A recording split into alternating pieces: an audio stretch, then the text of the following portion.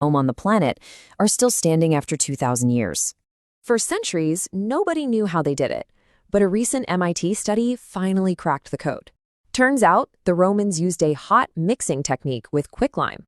This created little pockets of reactive calcium that could literally fill in cracks as they formed. In other words, the concrete could heal itself. Okay, let's just pause here for a second. We're 5 items in, and it kind of leads you to a pretty wild conclusion, right? So either ancient humans were far more advanced than we think, or maybe we've just completely misunderstood history.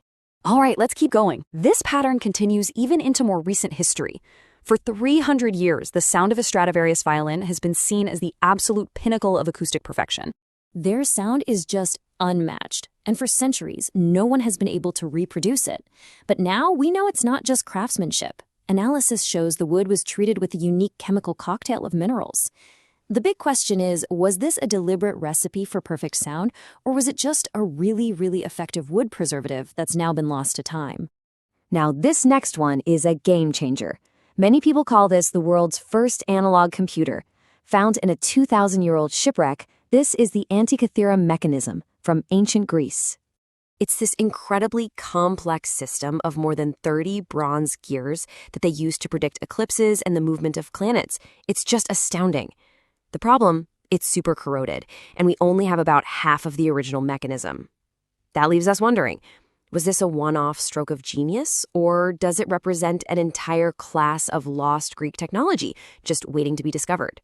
From Greece, we're off to 4th century India. This is the Delhi iron pillar. It's over 1,600 years old, it's been through centuries of monsoon seasons, and it has almost no rust.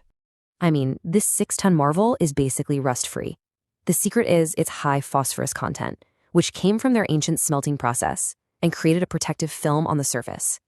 We get the what, but the how is still a total mystery.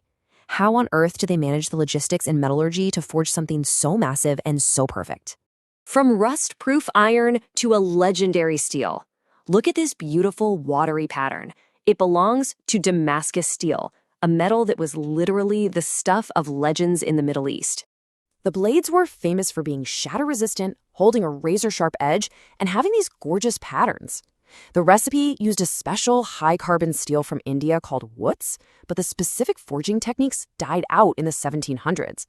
We still don't fully understand how they made a material that had properties so similar to our own modern high-tech carbon alloys.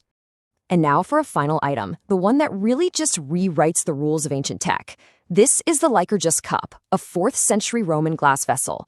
Now check this out. When you shine a light